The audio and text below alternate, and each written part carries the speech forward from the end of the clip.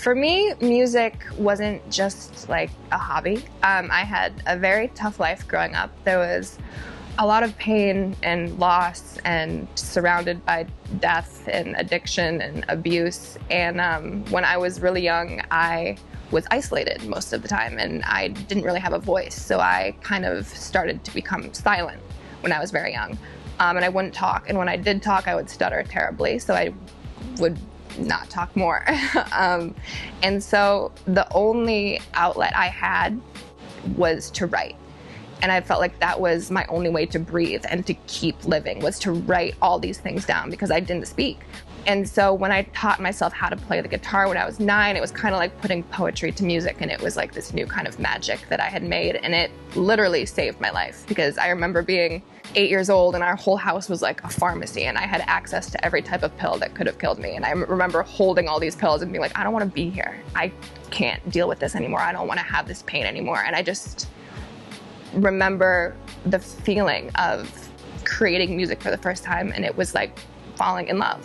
And I knew that that could keep me alive. So it was less of a hobby and a fun little thing and more of a way of survival. So making music to me was my therapy. It's why I'm still here. Because when I was going through all the pain that I was going through, I couldn't find anyone to empathize with me. I couldn't find any songs out there that I felt like people knew exactly what I was going through.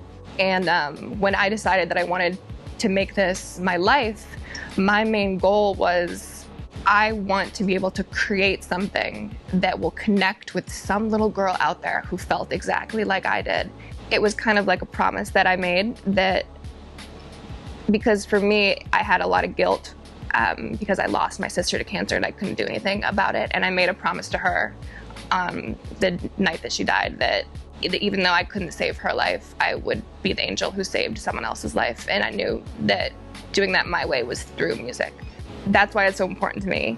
And that's why I take it so, so seriously. It isn't just, a money game for me. I'm not here to be a puppet and dance around on stage and be handed hits and sing them and be this robot. Because for me, it's this, music is why I'm here. So I cannot compromise or I cannot sacrifice my art or craft in any way because it's that important to me.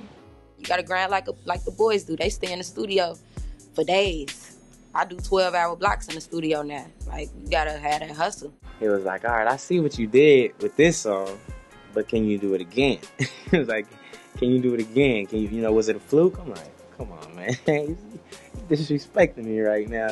So yeah, he took cookies and we couldn't find them. So finally we looking around, we done with the session, we done with the song, we finished, and we go looking for this guy. He's downstairs in the lobby, passed out because he sipped some lean and ate the cookies. My whole life, basically, I was involved with a church that said you couldn't wear pants, you couldn't wear jewelry, you couldn't listen to music, you couldn't communicate with people that were not in the church. So my life was pretty sheltered.